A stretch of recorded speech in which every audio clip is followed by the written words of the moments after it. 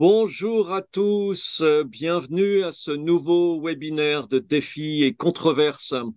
Un voyage au cœur de la cantine, comme d'habitude, mais là, où les repas végétariens prennent racine et se déploient comme une mélodie nouvelle dans nos cuisines. Alors, juste une petite information technique.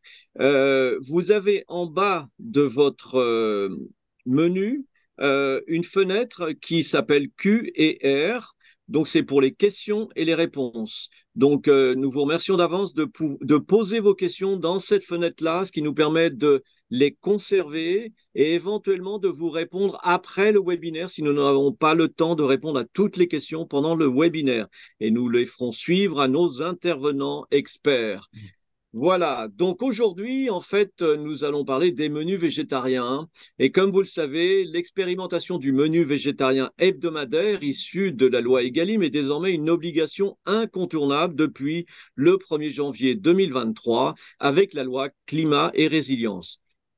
Cette révolution gustative concerne les restaurants collectifs de l'État, les établissements publics et les entreprises publiques nationales.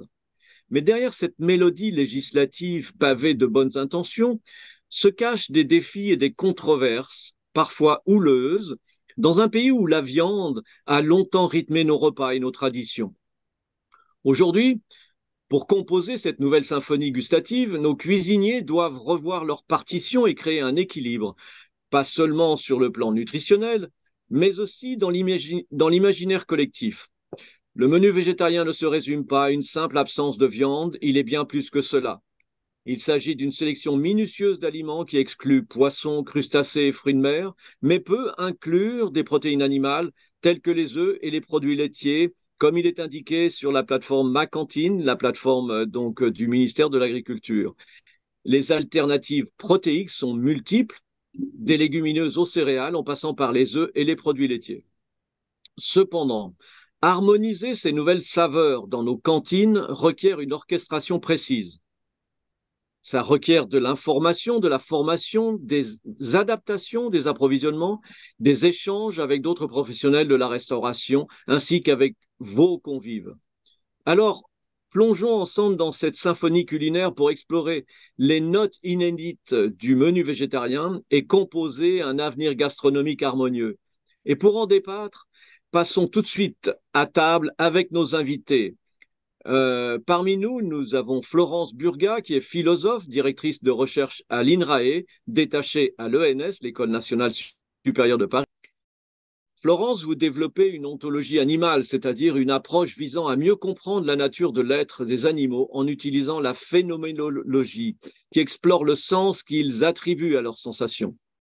Vous travaillez par ailleurs sur le droit animalier au regard des droits des animaux. Vous avez publié plusieurs ouvrages, dont L'Humanité carnivore aux éditions du Seuil en 2017. Avec nous, Nathaël Lapidus, vous êtes médecin de santé publique, enseignant-chercheur en épidémiologie à la faculté de médecine Sorbonne Université et à l'hôpital Saint-Antoine à Paris. Vous êtes avec Olivier Stenchen de la PHP à l'origine et co-responsable d'un diplôme universitaire alimentation végétarienne créé en 2021 à destination des personnels de santé. Vous êtes membre du comité d'experts spécialisés nutrition humaine et du groupe de travail régime végétarien à l'Agence nationale de sécurité sanitaire, l'ANSES.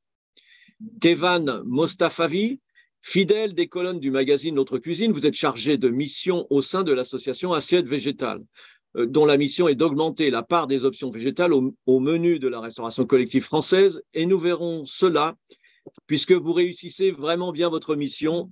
Nous verrons après. Maxime Garnier, vous êtes conseiller culinaire pour la région Ouest au sein de la branche Passion Froid du groupe Pomona. Vous êtes un passionné,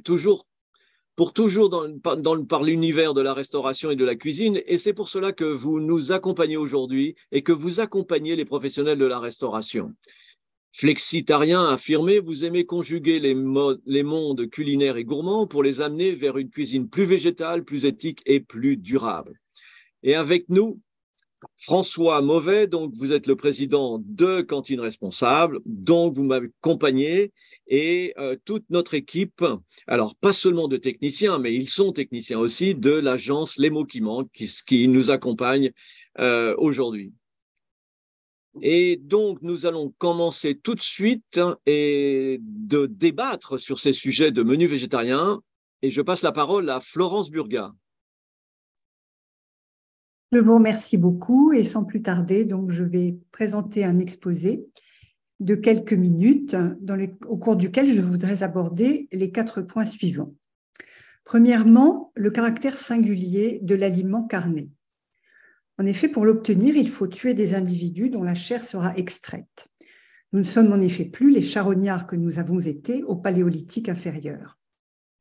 Comme l'écrit l'anthropologue Claude Lévi-Strauss, je le cite, « Tuer des êtres vivants pour s'en nourrir pose aux humains, qu'ils en soient conscients ou non, un problème philosophique que toutes les sociétés ont tenté de résoudre. » Fin de citation. Cette résolution peut consister en un déni de la violence faite aux animaux, en tenant ces derniers pour des organismes qui ne sentent pas, n'éprouvent aucun attachement à leur vie, sont indifférents à leur sort. Le travail de déguisement et de dissimulation de la réalité par l'imagerie publicitaire et le vocabulaire a été longuement analysé. Tout est fait en effet pour que rien n'évoque l'histoire de ce morceau de viande du point de vue de l'animal dont il est issu. Je vais de nouveau recourir à la citation dont la puissance évocatrice évite un développement que je n'ai pas le temps de faire. Donc je vais citer cette fois-ci quelques lignes du romancier Pierre Gascard, issu d'un livre qui s'appelle Les Bouchers, qui est paru en 1973. Je le cite, « Aucune violence ne se dégage de l'artifice des morceaux dont la forme, l'aspect nous sont depuis longtemps assez familiers pour avoir acquis à nos yeux une autonomie, une réalité indépendante de l'ensemble dans lequel ils étaient inclus. La boucherie est un lieu d'innocence. » Fin de citation. 2 univers étanches sont ainsi mis en place. Celui de la viande, d'un côté, matière inerte qui semble ne jamais avoir rien été d'autre, et de l'autre, celui du monde animal, dont les animaux d'élevage sont d'ailleurs bien souvent exclus de nos représentations. Ceux-là, nous ne les côtoyons et ne les choyons pas. Ils sont, selon l'expression professionnelle, de la viande sur pied. Le plus souvent, nous les voyons selon ce prisme. Deuxième point sur lequel je voudrais attirer l'attention, c'est l'ancienneté de l'interrogation morale sur la violence instituée envers les animaux. Seule l'ignorance pourrait laisser croire que cette interrogation est récente. Pourquoi l'humanité est-elle carnivore est une question qui traverse les mythes de toutes les cultures avant de devenir un problème philosophiquement argumenté. Mentionnons le plus connu de ces mythes dans la Bible, l'humanité ne devint carnivore qu'après la chute. Dans la littérature gréco-latine, le thème de l'âge d'or pacifique et végétarien, suivi de son déclin vers la violence de la guerre et de la boucherie, en est une autre trace parmi tant d'autres. Outre Pythagore, 5e siècle avant notre ère, dont nous ne possédons pas de source directe, doivent être mentionnés les traités des philosophes grecs de l'Antiquité Plutarque, 1er siècle de notre ère, et Porphyre, 4e siècle de notre ère, qui rejettent la violence de l'alimentation carnée au profit du végétarisme. Les arguments développés aujourd'hui sont riches de cette discussion millénaire. Troisième point sur lequel je voudrais mettre l'accent, le régime végétarien est fort ancien et il a été expérimenté par l'humanité depuis des siècles. Or, il passe aujourd'hui pour une curieuse fantaisie, sinon un choix sectaire ou que sais-je encore.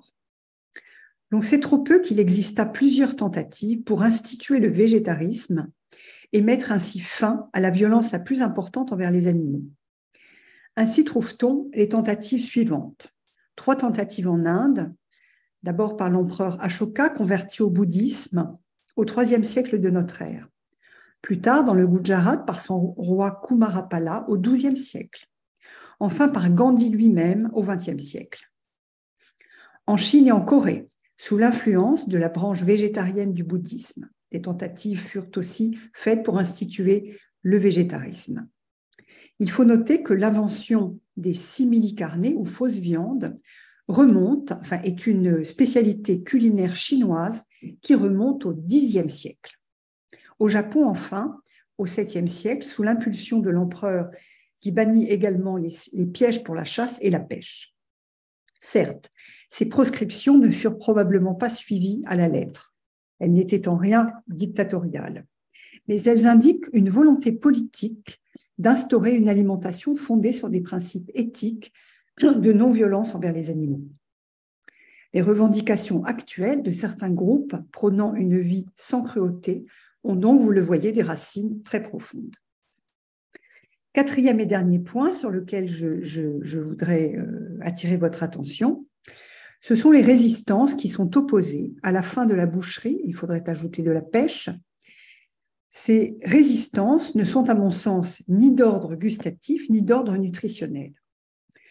En effet, jamais l'humanité n'a été aussi libre de choisir son régime qu'aujourd'hui. Les connaissances en nutrition permettent d'équilibrer les repas et donc d'exprimer des choix moraux que la nécessité de recourir à la chasse, à certains moments ou dans certaines régions, rendait impossible. S'émanciper des limites naturelles constitue, pour le meilleur et pour le pire, le mouvement de la civilisation humaine.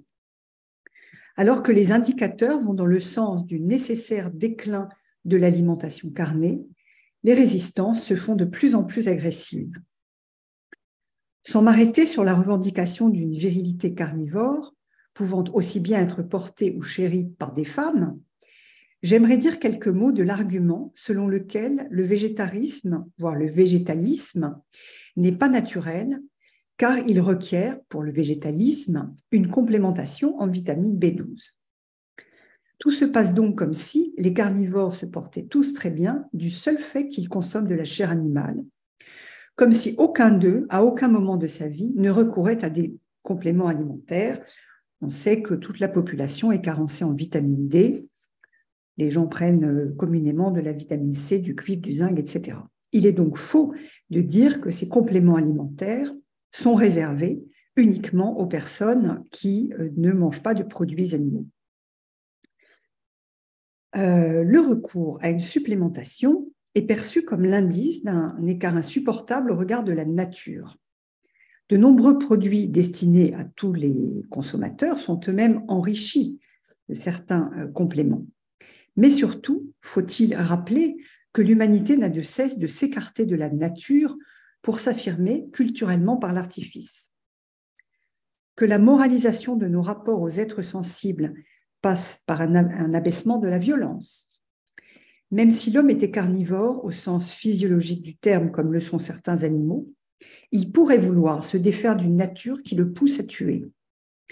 Parce que les êtres humains sont omnivores, l'institution de la viande a pour justification l'ultime plaisir pris à manger la chair et donc à continuer à tuer les animaux comme si notre identité tenait dans cette mainmise. C'est pourquoi j'ai pu dire que la résistance opposée à une alimentation qui se détourne de la mise à mort n'est ni nutritionnelle, bien sûr, ni même gustative, car les simili-carnés excellent dans la ressemblance des produits qu'ils imitent. Et comme l'a dit Laurent Terrasson, la nourriture végétarienne est bien autre chose qu'une assiette privée de produits animaux. Mais cette résistance apparaît bien plutôt comme identitaire, comme si nous risquions de perdre notre si chère singularité en cessant de tuer et de manger les animaux. Leur chair nous apparaît comme un dû, elle est à nous. Je laisserai les derniers mots au philosophe Jacques Derrida, qui attire l'attention sur ce point crucial. Il écrit « À qui fera-t-on croire que nos cultures sont carnivores parce que les protéines animales seraient irremplaçables ?» Je vous remercie de votre attention. Merci beaucoup pour cet exposé très, très riche. J'aimerais avoir le sentiment de nos hommes de terrain de la restauration collective. Maxime, est-ce que tu aurais une réaction à ce propos philosophique ?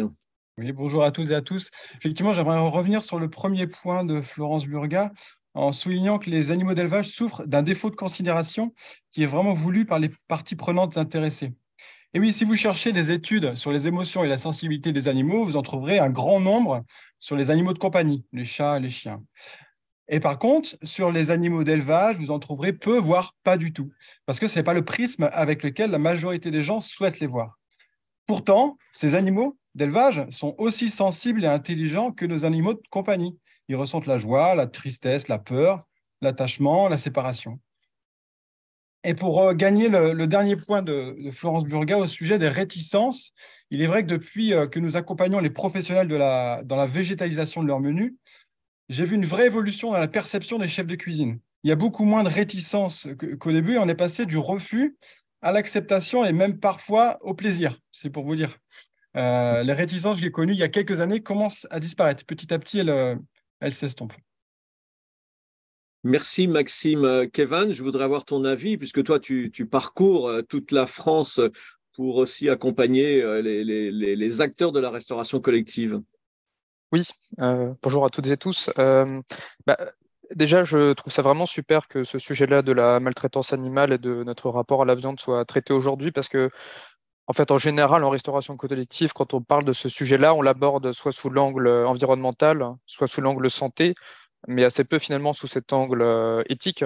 Et c'est aussi quelque chose de très important. On sait aujourd'hui que c'est difficilement possible de bien traiter les animaux dans les conditions dans lesquelles on les élève. Et on peut même considérer que c'est éthiquement pas défendable de tuer des animaux pour s'en nourrir.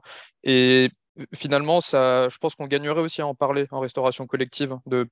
C'est aussi un sujet important qui est euh, important aussi pour de plus en plus de Français. Et nous, quand on va parler à des chefs de cuisine dans les cantines ou même aux convives, c'est aussi un sujet qui les préoccupe et qui est important pour eux. Donc, à mon avis, on aura à gagner à accepter d'en parler. C'est aussi un débat sociétal comme le débat écologique ou comme les questions nutritionnelles. Merci Kevin. Florence, vous pouvez peut-être réagir à cette lecture de ces acteurs de la restauration collective.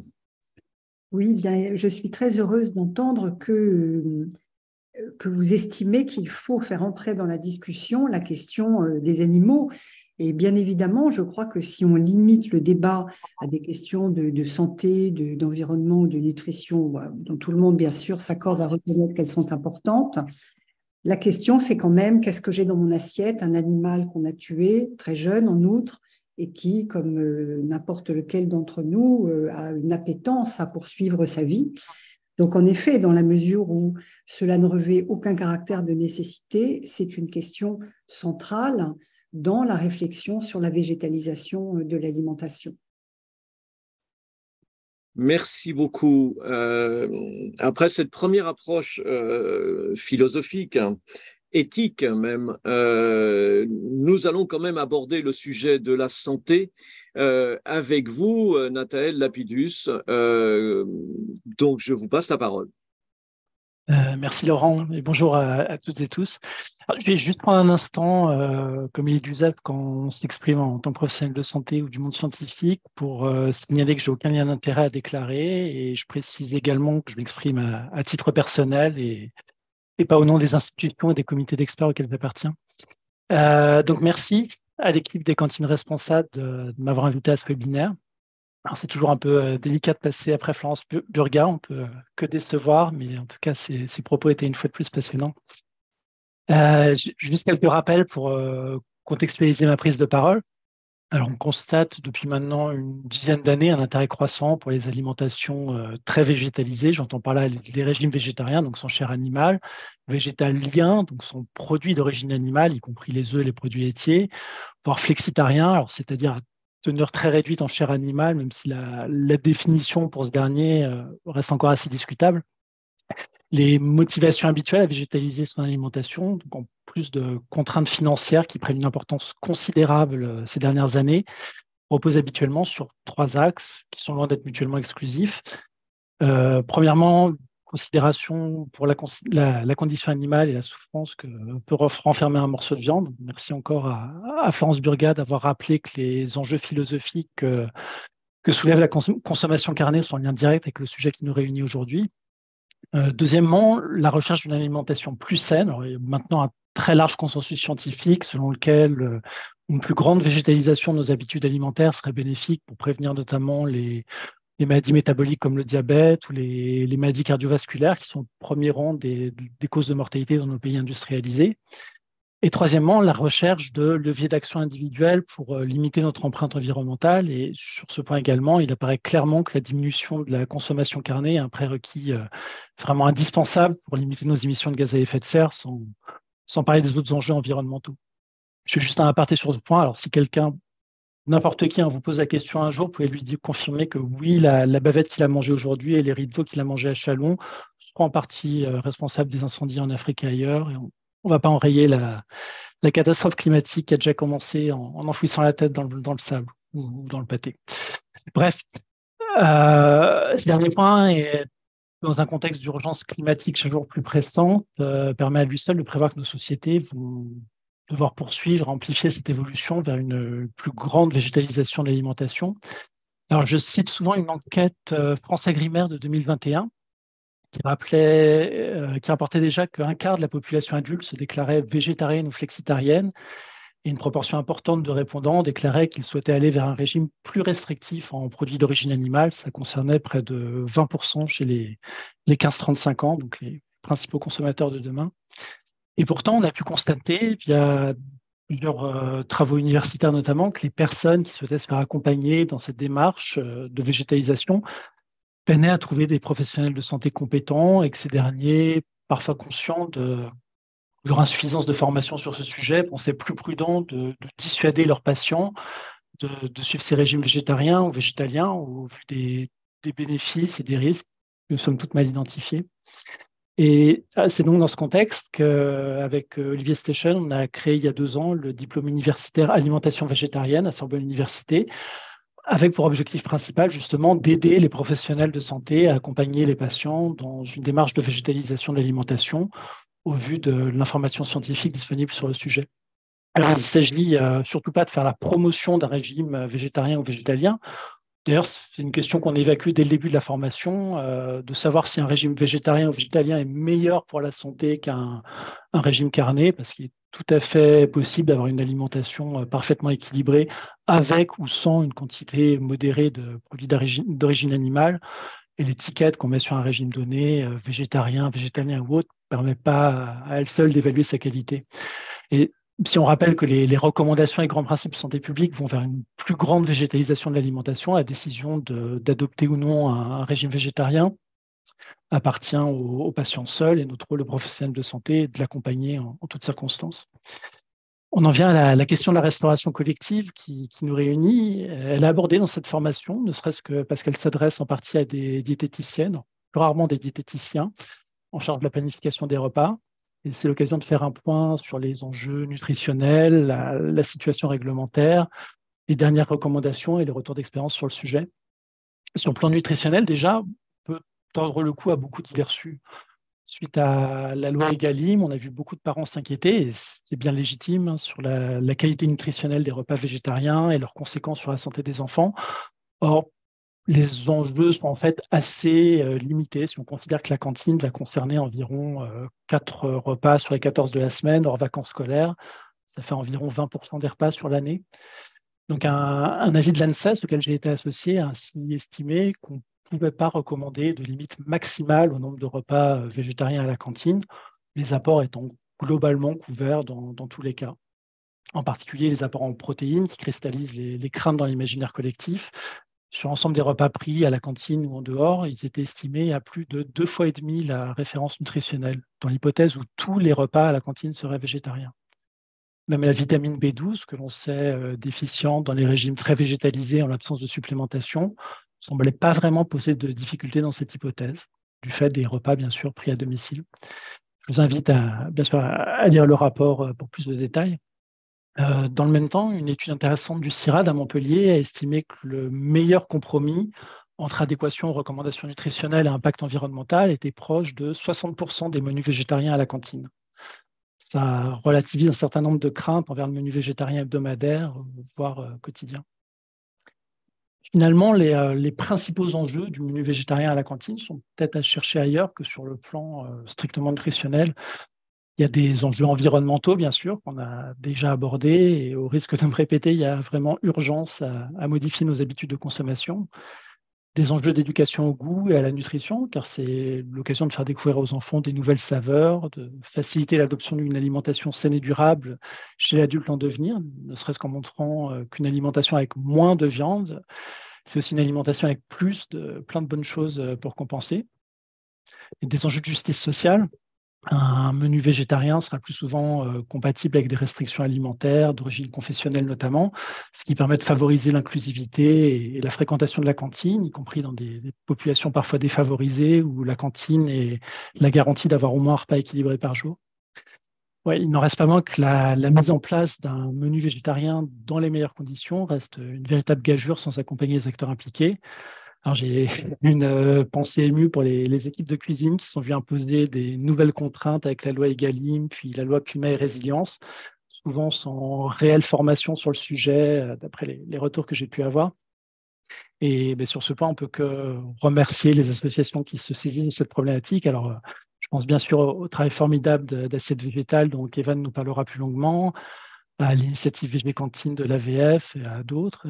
On peut également citer de belles initiatives comme le projet Chouette Cantine, qui est mené par une équipe de l'INRAE à Dijon et qui a montré qu'il était possible de proposer des menus équilibrés, bons pour la planète et surtout plébiscités par les enfants qui ont été impliqués dans la réalisation de ce projet depuis le début. Donc voilà, en conclusion, si je devais résumer mon court propos, je dirais qu'il faut voir l'introduction des menus végétariens à la cantine comme une belle opportunité de questionner, d'adapter nos habitudes alimentaires avec à la clé des effets bénéfiques possibles pour la santé publique et pour la santé planétaire, qui sont en fait très liés, sans même aborder les questions éthiques que l'on a mentionnées précédemment. Mais bien sûr, ce pari pourrait être réussi si on se donne les moyens d'accompagner convenablement les acteurs de cette transition. Je vous remercie. Merci Nathalie, excusez-moi, j'avais pas mis mon micro. On a quand même une question qui revient là, et je vous remercie de poser vos questions dans la fenêtre QR, ce qui nous permet de les conserver. Mais bon, on a la question de la vitamine B12. Et est-ce que dans la cuisine végétarienne, on en a suffisamment? Alors, on va déjà distinguer les menus végétariens et végétaliens. Il faut savoir donc que la vitamine B12 est une vitamine, en effet, que dans l'alimentation courante, on ne trouve que dans des produits d'origine animale, et encore pas tous. Par exemple, les œufs, la teneur est très faible. Et donc, ça veut dire qu'une personne qui ne consomme aucun produit d'origine animale, un régime végétalien en l'occurrence, n'aura pas de vitamine B12 dans son alimentation. Ce qui ne veut pas dire que ce régime est problématique, ça veut simplement dire qu'il faut prendre une complémentation en plus, qui est a priori pas du tout un problème au vu de tous les compléments qu'on prend pour tout autre type de régime alimentaire. Pour les régimes végétariens, la question est un tout petit peu plus compliquée puisqu'on peut avoir des apports de vitamine B12 dans des quantités limitées. C'est difficile de faire il n'y a pas de recommandation qui fait absolument consensus, mais on a plutôt tendance à recommander de se supplémenter également quand on n'a pas des apports de viande ou de produits laitiers au moins 2 ou 3 fois par jour, donc des apports de produits laitiers pour les végétariens. Et là où je disais tout à l'heure que dans l'avis de l'ANSES, la vitamine B12 n'avait pas posé de difficulté. Alors c'était déjà parce qu'évidemment, il y avait des apports qui étaient fournis via notamment les produits laitiers dans les menus végétariens, et également parce qu'on prenait en compte le fait que les enfants à domicile avaient a priori une alimentation proche de l'alimentation carnée moyenne avec des apports correspondants. Donc, en un mot, pour répondre à cette question, régime végétalien, c'est-à-dire aucun produit d'origine animale, il est indispensable de se supplémenter en vitamine B12. Régime végétarien, ça dépend des régimes, mais j'aurais tendance à recommander de le faire également dans la majorité des cas. Ou de voir un professionnel de santé formé sur le sujet si on en trouve, ce qui est encore la meilleure solution. Mais Nathalie, est-ce que, à part la vitamine B12, est-ce qu'il y aurait des manques? Est-ce qu'il faudrait complémenter cette alimentation végétalienne, voire végétarienne, avec d'autres? Florence mentionnait le cuivre, le zinc, le fer. Ouais, il y a différents nutriments qui sont trouvés dans des quantités plus ou moins importantes que dans l'alimentation carnée moyenne, qui est loin d'être parfaite, hein. Je vous donne un exemple, la vitamine D est très déficiente dans l'alimentation végétarienne parce qu'elle est très déficiente dans l'alimentation tout court. En fait, tous les menus sont carencés en vitamine D avec ou sans apport de vitamine animale. Donc, il n'y a pas besoin forcément de se focaliser sur le régime végétarien pour chercher des manques en particulier. En fait, il y en a très peu. Donc, il y a la vitamine B12. Dans les menus végétaliens, il y a l'iode, dans certains cas, qui peut poser condition. Et quelquefois, donc pour les personnes qui ne consomment pas du tout de poisson, on peut avoir un doute sur les apports en certains acides gras, les oméga 3.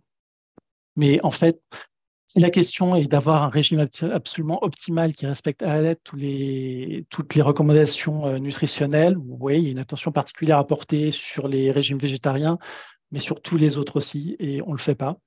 Si le but est d'avoir une alimentation au moins aussi bonne que l'alimentation carnée moyenne, vitamine B12, peut-être une toute petite attention pour l'iode et encore, mais c'est tout. Florence, je vois que vous levez la main, je vous en prie. Oui, c'était juste pour rectifier quelque chose. Quand je parlais du cuivre, du zinc, etc., je ne parlais pas des végétariens ou des végétaliens, mais au contraire de la population en général qui, l'hiver, se supplémente en telle ou telle chose. Donc là, je ne parlais pas d'apport lié au régime, mais du fait que tout le monde, à un moment donné, prend certains compléments.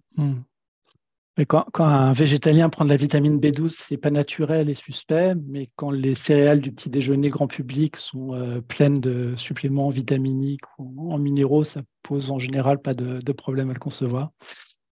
Donc c'est un faux problème si on y fait attention. Merci beaucoup. Maxime et Kevin, je vais vous demander de réagir aux propos de Nathaël. Oui, effectivement, Nathanaël, nous, les consommateurs français que nous sommes avons pris l'habitude de construire nos repas autour de la viande. Et ce n'est pas si simple de faire autrement sans connaissance ou sans formation. Et d'ailleurs, je fais un petit aparté. Lorsqu'on supplémente, un végétarien se supplémente en vitamine B12, c'est aussi le cas des animaux d'élevage qui sont, eux, directement supplémentés. Donc, à un moment, il y a forcément, de toute façon, une supplémentation quelque part. Alors, si on se supplémente simplement en vitamine B12, c'est quand même pas un grand mal. Et en supprimant la viande du repas, on redécouvre aussi d'autres aliments comme les légumineuses et les céréales. Et du coup, qui viennent s'ajouter à l'éventail des produits des cuisiniers qui ne cuisinent pas tant que ça avant de travailler des repas végétariens.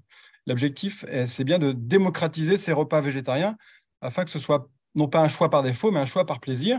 Et moi, je me réjouis que grâce à vos formations, le monde des professionnels de santé, et notamment les diététiciennes, puissent mieux comprendre, adhérer et appliquer les règles des menus végétariens et qui, effectivement, ils étaient un petit peu éloignés de cela et ne savaient pas comment conseiller les chefs de cuisine. Et aujourd'hui, donc ça devrait changer avec les années et les formations qui se mettent en place. En espérant Merci, que Maxime. d'autres se mettent en place parallèlement. Ouais. Mais merci pour votre propos, j'y adhère totalement. Kevin. Oui, merci beaucoup Nathanaël, c'était vraiment super comme intervention. Nous, on voit effectivement que même si ça ne devrait pas être un si gros sujet que ça, la question nutritionnelle sur le terrain est vraiment importante, notamment chez les diététiciennes et diététiciens qui vont vérifier les menus qui sont proposés aux écoliers.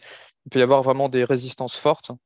Nous, en tant qu'asso, notre rôle n'est pas de faire des recommandations de santé à des professionnels. On essaie juste de leur rappeler notamment l'avis de l'ANSES dont Nathanaël a parlé, qui dit qu'il n'y a pas besoin de mettre de limite au nombre de menus végétariens qui sont proposés, d'options végétariennes qui sont proposées par semaine dans les écoles. Quelque chose qu'on nous dit souvent de nous, c'est que oui, d'accord, mais pour les classes sociales les plus défavorisées, elles sont peut-être pas prises en compte dans ces études et elles vont manquer de viande. Et donc, ce qu'on dit dans ces cas-là, c'est que ce que montrent les études de consommation, c'est que c'est en fait justement ces classes sociales-là qui mangent le plus de viande. Et donc, en fait, le défi aujourd'hui, c'est pas de vérifier que chaque enfant aura de la viande dans son assiette ou du poisson, mais c'est de vérifier qu'il et elle aura des légumes, des fruits, des céréales complètes et des légumineuses. Et qu'en fait, le défi et l'intérêt, il est là. Merci, Kevin. Oui, Nathanaël, on demandait les références de l'ANSES et je sais que Céline l'aînée, merci Céline, d'avoir communiqué les références de ce rapport. Effectivement, pour le CIRAD, c'est peut-être plus difficile à trouver parce que je sais que c'était une petite étude qui avait été réalisée, mais bon, on va essayer de trouver ça d'ici la fin. Nathanaël, juste une question avant de passer la parole à Kevan. Julien Petit-Mangin pose la question, vous évoquez les compléments alimentaires comme une norme. De quoi parlez-vous?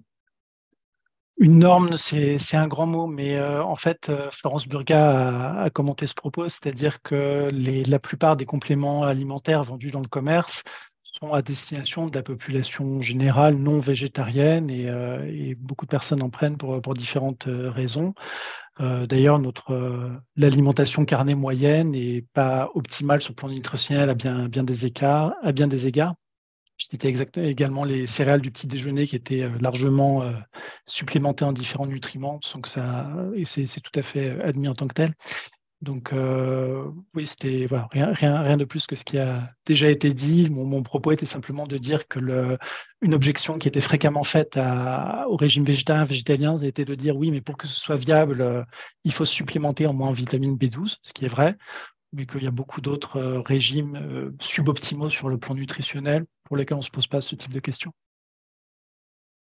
Merci beaucoup. Une autre question encore sur la vitamine B12. Est-ce que vous savez s'il y a des produits végétariens enrichis en vitamine B12 en amont? Est-ce que Kevan, Maxime, Nathaël? Oui, alors il y en a notamment en Amérique du Nord qui ont des habitudes alimentaires plus lointaines que les nôtres et notamment des produits industrialisés qui sont supplémentés. Il y en a quelques-uns, il y a quelques marques qui arrivent en France avec cette supplémentation. À mon avis, c'est encore trop disparate pour qu'on puisse compter dessus et je doute qu'il soit possible d'avoir une alimentation uniquement avec ce type de supplément, en France du moins. Mais peut-être que Kevin ou quelqu'un d'autre aura des éléments complémentaires. Merci beaucoup, Kevin. De toute façon, je dois te passer la parole. Hein. Allons-y, oui. Tu es donc, je rappelle, chargé de mission au sein de l'association Assiette Végétale. Voilà, Kevin, c'est à toi. Oui, alors est-ce que ma présentation a pu être téléchargée et peut être présentée? Si c'est pas possible, c'est pas grave. Ok, super. J'ai juste m'appuyer dessus pour le début, puis ensuite je pense que je pourrais faire sans. Je voulais au début de ma présentation juste mettre quelques chiffres. Quand Nathanaël disait il faut végétaliser, oui, on peut commencer là. Quand Nathanaël disait il faut végétaliser, c'est vrai, et j'aimerais bien profiter du fait qu'on soit aussi nombreux pour montrer que oui, il faut végétaliser si on veut respecter nos engagements climatiques, qu'on ne pourra pas faire autrement. Et on a de la chance parce qu'il y a récemment eu le premier bilan carbone, à ma connaissance, complet d'une restauration collective qui a été fait. Donc, je vais vous présenter ça ensuite. Donc, actuellement en France, un Français, une Française moyenne émet 10 tonnes de CO2 par an. Parmi ces 10 tonnes-là, 2,35 viennent de notre alimentation. Et dans ces 2,35 tonnes, 60% sont issus des produits animaux. Donc ça, la source est Carbone 4, qui est un cabinet d'études de référence sur le sujet. Et donc en tout, c'est environ 14,5% de toutes nos émissions qui viennent de l'élevage. Alors, slide suivante, s'il vous plaît. Récemment, il y a une association qui s'appelle La Traverse qui est habilitée à réaliser les bilans carbone et qui a fait le bilan carbone d'une restauration scolaire d'une ville, donc d'une ville anonyme. On va voir ça dans la slide d'ensuite. Donc, c'est une commune de 6000 habitants qui a une cuisine centrale et qui dessert 5 cantines. Et ce qui est intéressant, c'est qu'ils ont fait le bilan carbone, donc pas seulement des denrées nécessaires à l'élaboration des repas, mais bien à l'ensemble de la chaîne qui permet à la fin d'avoir le repas qui arrive dans l'assiette des écoliers. Donc là, vous voyez, ça concerne aussi bien l'énergie pour chauffer les bâtiments, pour faire cuire les plats, le transport des repas de la cuisine centrale vers les cantines, les déplacements du personnel, les immobilisations, c'est-à-dire les émissions de gaz à effet de serre qu'il a fallu produire pour construire les bâtiments, l'achat des aliments, les déchets, etc. Slide suivante, s'il vous plaît. Et donc, ce que l'étude a trouvé, c'est que les repas, donc quand on dit les repas, c'est les émissions de gaz à effet de serre qui ont été créées pour les denrées qui vont composer les repas. Et donc, les repas, en fait, ont une part écrasante dans le bilan carbone total de la restauration scolaire de cette ville. 81%. On voit que l'énergie, par exemple, à côté, c'est seulement 9%. Donc, c'est vraiment les repas, les denrées qui concentrent l'essentiel des émissions. Slide suivante, s'il vous plaît. Et ce qui est aussi intéressant à voir, c'est que il y avait par exemple autant de repas à base de bœuf que de repas végétariens qui ont été servis sur l'année dans cette commune, environ un quart. Donc, respect de la loi Egalim, un quart de menu végétarien. Et à côté de ça, il y avait environ un repas sur 4 qui était à base de bœuf. Et pourtant, les repas végétariens. Alors, sur l'aspect local, je vois qu'il y a une question. Sur l'aspect local, je vais y venir à la fin. Donc, ce sont bien les repas à base de poisson, de poulet, de porc et de bœuf qui concentrent l'essentiel des émissions. Slide suivante, s'il vous plaît. Voilà, pour une raison très simple, qui est que, donc ça c'est des chiffres de l'ADEME, les repas végétaliens et végétariens émettent en moyenne entre, on va dire, de 2 à 10 fois moins de gaz à effet de serre selon qu'on compare avec un repas poisson-poulet ou avec du bœuf. Et donc ça, mais j'y reviendrai plus en détail ensuite, ce sont bien des chiffres qui tiennent en compte de la provenance des produits. Mais ce qui est intéressant de noter, c'est qu'en fait, l'aspect local, c'est-à-dire par exemple, est-ce que le poulet que vous avez dans l'assiette vient de la ferme d'à côté ou vient du pays d'à côté, finalement, pour les aliments carnés, ça n'a pas tant d'importance que ça. Il y a des graphes qui le montrent. En fait, la part qui provient du transport n'est pas si important que ça. Ce qui est assez en fait logique quand on pense au fait que ce poulet-là, en fait, il est nourri avec des céréales qui viennent de loin, qui nécessitent dépendre des engrais, d'utiliser de l'essence dans des tracteurs pour les faire pousser. Et donc finalement, en fait, quand on produit de la viande, ce qui va concentrer la majorité des émissions, c'est l'alimentation nécessaire pour nourrir les animaux. Et dans le cas du bœuf, en plus, les émissions de méthane qui sont faites par les vaches. Et donc finalement, l'aspect local, on va le revoir à la fin, n'est pas si important que ça. Slide suivante, s'il vous plaît. Et donc, ce qu'a fait l'association La Traverse, et que je trouve vraiment super, c'est que on a des objectifs climatiques. Donc, la France s'est engagée par les accords de Paris à émettre 2 tonnes d'équivalent CO2 par Français et par an d'ici 2050. Et donc, Carbone 4 estime qu'il y a environ, sur ces 2 tonnes, on peut accorder 600 kilos, donc 0,6 tonnes, à l'alimentation. Et quand on rapporte ça à chaque repas, et donc entre guillemets, on donne à chaque Français un quota carbone auquel il a le droit par repas, on arrive à 0,6 kg de CO2 par repas, donc du midi ici, sur l'année. Et donc, slide suivante.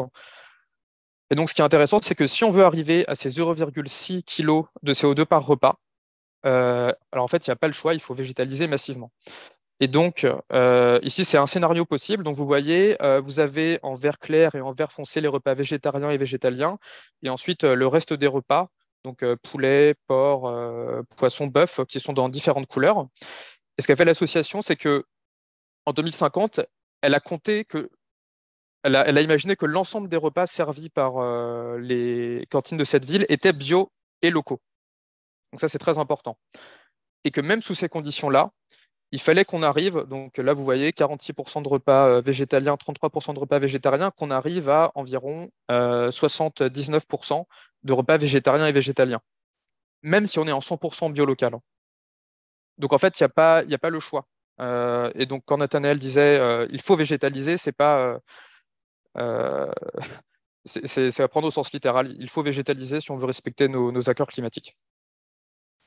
Voilà. Je pense que pour la suite de la présentation, je peux me passer des slides. Comme ça, je vais aller un petit peu plus vite. Ensuite, je voulais aussi parler des formations. Donc, avec Assiette Végétale, on donne des formations, donc de la formation continue en fait dans les restaurants collectifs. Ce qui est intéressant de voir, c'est qu'aujourd'hui, la formation initiale en France des chefs sur la cuisine végétale, en fait, n'existe pas. L'autre jour, pour préparer le webinaire, j'ai recherché les mots légumineuses, végétariens, végétaux. dans les référentiels des CAP cuisine et bac pro professionnel spécialité cuisine, Et en fait, ces mots-là n'apparaissent pas. Le mot végétarien est mentionné de façon anecdotique dans le bac pro cuisine pour dire que si un jour un client vous demande un plat végétarien, il faut que vous soyez capable de le faire. Mais en fait, c'est juste, ce sujet-là n'existe pas. Ce qui fait que les chefs, aujourd'hui, les cuisiniers dans les restaurants collectifs, pour eux, un plat, c'est une pièce de viande au milieu ou de poisson, avec autour des accompagnements qui viennent à côté. Et donc, nous, on essaye de faire du plaidoyer pour qu'une loi mette la cuisine végétale dans les référentiels de formation initiale. Et ça, ce sera nécessaire. Enfin, c'est pour ça que nous, on fait de la formation, mais évidemment, ce n'est pas des associations qui pourront combler ce manque-là sur tout le territoire. Ensuite, je voulais aussi donner quelques billes sur la façon de faire des plats végétariens gustatifs et de qualité en restauration collective. Il y a majoritairement 4 choses qu'il faut avoir en tête quand on remplace la viande. C'est d'abord que la viande, en fait, est grasse en général, riche en gras, et le gras, ça transporte la saveur. Le gras, c'est bon. Et donc, il faut que les chefs de restaurants collectifs pensent à ajouter plus de gras dans les plats végétariens que dans les plats carnés. À la fin, on aura la même quantité de gras, mais comme les légumineuses, par exemple, ne contiennent quasiment pas de graisse, il faut en ajouter. Ensuite, il y a tout ce qui est du côté des épices. La viande, il y a ce côté savoureux dans la viande qu'il faut essayer aussi de retrouver dans l'alimentation végétale. Et donc, pour ça, il y a beaucoup d'épices, et notamment toutes les épices qui sont fermentées, comme la sauce soja. On peut aussi citer la levure maltée, alors qu'il n'est pas encore beaucoup disponible en restauration collective.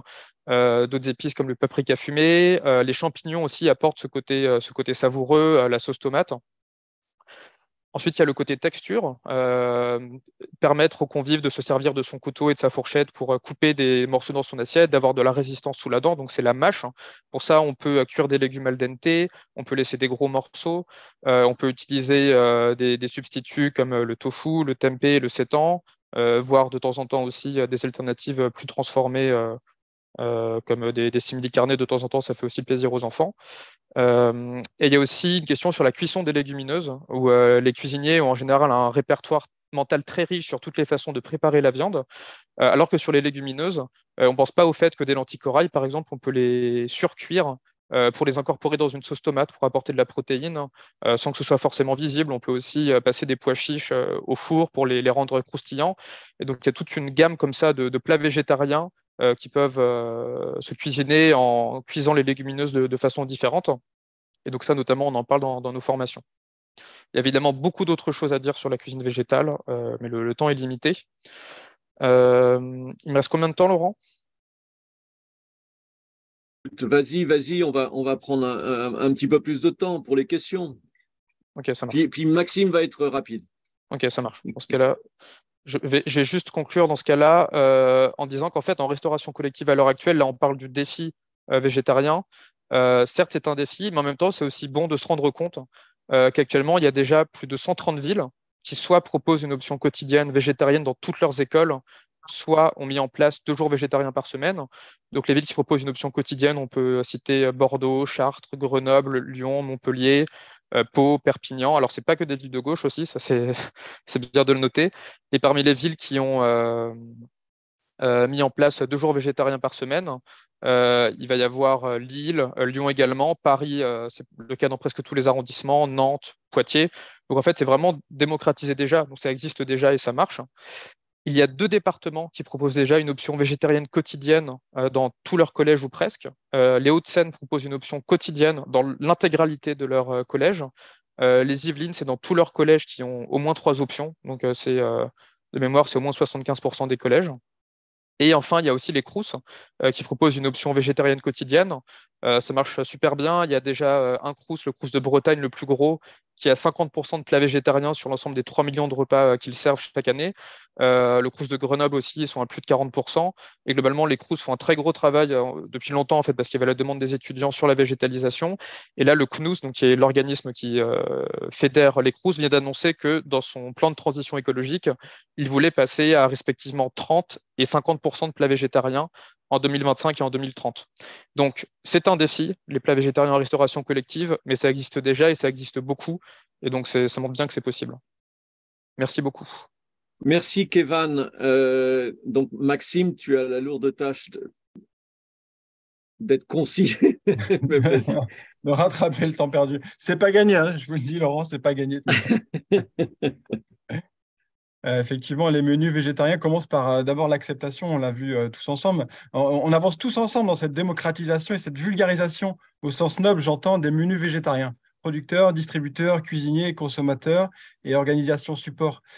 Et c'est assez unique dans l'histoire de la restauration collective française que tous les acteurs soient à ce point concernés au même moment par le même sujet. C'est aussi ce qui est intéressant, car nous avançons tous ensemble vers ces pratiques qui sont plus vertueuses. Et l'instauration de la loi Egalim et l'introduction du menu végétal ont permis de faire avancer les réflexions et les pratiques d'un bond formidable. Ça a permis de susciter des questions parmi les chefs, les directeurs d'établissement et les consommateurs, en les incitant à réfléchir à leur alimentation et à leurs implications. Et oui, moi, chef de cuisine, pourquoi du jour au lendemain, on me demande de faire un repas végétarien? Je ne suis pas une poule. C'est parfois le retour que j'avais, moi, de certains chefs de cuisine lorsqu'on a commencé les ateliers Végie il y a 4 ans. Aujourd'hui, les perceptions ont évolué et les cuisiniers n'en sont plus à leur premier essai. Ils ont déjà récolté les retours positifs de leurs premières années et cela leur a apporté de l'assurance sur leur cuisine et sur la variable de l'acceptation des consommateurs. Pour une consommation consciente et de qualité, il est essentiel de se poser aujourd'hui des questions sur l'origine, la fabrication et la provenance de nos aliments. Et le menu végétarien, c'est principalement du flexitarisme. Effectivement, il y a toute une ligne sur le flexitarisme. Et nous devons même aborder la diversité des choix alimentaires et envisager le flexitarisme comme une voie médiane entre les différents du végétarisme et de la consommation de viande. Et moi, j'encourage les chefs à explorer cette cuisine avec plaisir et gourmandise en faisant sauter les barrières, car on peut vraiment tout faire en mode végétal. De la cuisine asiatique à la cuisine d'Amérique du Sud, de la cuisine méditerranéenne au sud de l'Afrique. Et je me suis même amusé à refaire des classiques français pour tordre le cou aux préjugés. J'ai refait du cassoulet, du bourguignon, de la blanquette et de la tartiflette en mettant l'accent sur la simplicité, la saveur et la couleur. Et ça fonctionne super bien. Ça fonctionne très bien. Donc finalement, vraiment, on peut tout faire en végétal. On peut s'amuser à tout faire. Il n'y a pas de limite. Et c'est avant tout de la cuisine. Les ateliers culinaires sont, à mon avis, incontournables pour familiariser les cuisiniers avec les ingrédients et les possibilités de la cuisine végétarienne. C'est vraiment en faisant qu'ils se rendent compte et qu'ensuite ils adhèrent. Et ça se traduit dans les assiettes par un travail sur effectivement les épices, comme disait Kevan, des plats gourmands, de la crème, du fromage. Voilà. Un plat végétarien, ce n'est pas un plat vert, quoi. On peut y mettre des choses gourmandes, des choses grasses pour venir compenser ce manque de matières grasses des produits naturels. Et pour le coup, jouer aussi aller sur des matières grasses polyinsaturées qui sont bien meilleures que des matières grasses saturées d'origine animale. Du croustillant, du coulant, des chips de légumes, des chutneys, des sauces gourmandes colorées. Voilà, on peut vraiment tout faire. On peut vraiment faire de la vraie cuisine. Et à la fin de l'atelier, lorsque tous les plats sont dressés, le constat est vraiment unanime. Tous les participants disent « c'est appétissant, c'est gourmand, c'est coloré, ça donne envie de manger et en plus, c'est rassasiant ». Et c'est aussi en ça que je rejoins Florence Burga lorsqu'elle pointe la déconstruction des préjugés négatifs autour de la cuisine végétarienne. À mon sens, le végétal, c'est une solution globale. Le développement de la cuisine végé, c'est pour moi une nécessité, une transition pour savourer moins de viande, mais plus de qualité, en particulier en restauration collective et dans ce contexte de prévision de rareté et d'augmentation des coûts de la protéine animale. C'est une vraie solution au mieux manger et au mieux produire pour réconcilier les végétariens et l'univers de la viande. Par exemple, en comparaison d'un repas avec viande, cuisiner un menu végétarien permet d'abaisser le prix de revient de 20 à 35 centimes. Dans le même temps, dans le cadre d'un repas de viande, travailler une viande à label rouge, bleu blanc cœur, bio pour certains morceaux, ça représente un surcoût de 20 à 40 centimes par rapport à une viande conventionnelle, achat et rendement inclus. La transition est finalement assez simple. Les repas végétariens contribuent ou peuvent contribuer aussi à la transition des viandes issues d'élevage conventionnel vers des viandes sous signe de qualité. Et les menus végés, ce sont des apports complets, même sans option. Je m'explique. En ce qui me concerne, je ne vois que des avantages au développement de cette cuisine en termes de coût, de bien-être animal et de respect des nouvelles exigences légales. On peut aussi envisager de réaliser des plats végétariens qui soient complets dans les menus, puis ajouter une option. Option viande ou option poisson. pour ceux qui le souhaitent, et pas simplement servir les légumes d'accompagnement pour ceux qui souhaitent un menu végétarien. Et là, je rejoins M.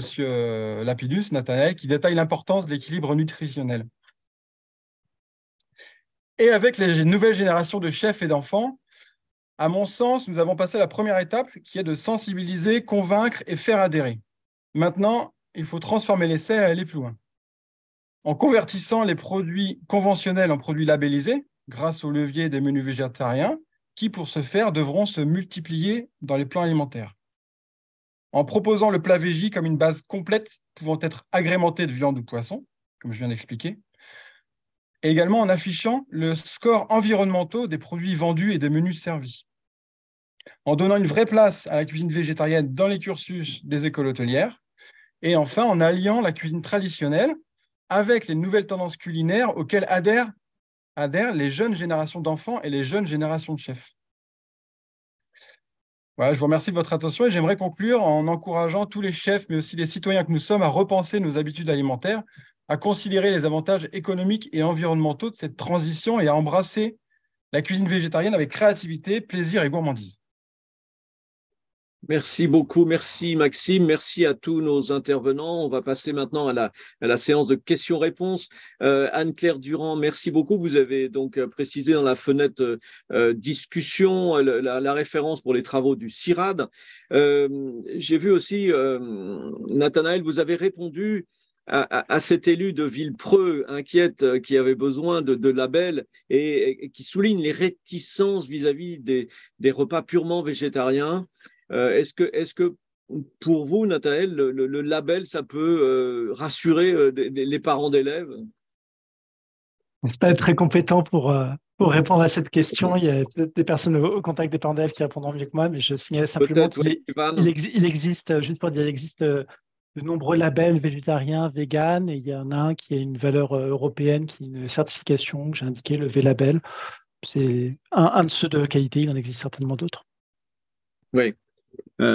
Kevin? À ma connaissance, les labels, donc le petit V-label qu'on voit sur les produits dans les supermarchés, ça atteste seulement qu'un produit est soit 100% végétarien, soit 100% végétal. Ça ne dit rien sur la qualité nutritionnelle du produit. Je pense que pour proposer des repas végétariens de qualité, il faut avoir connaître. Alors, il n'y a pas non plus besoin de trop avoir peur, mais d'avoir un professionnel de santé qui propose les menus ou qui vérifie que les menus sont de bonne facture.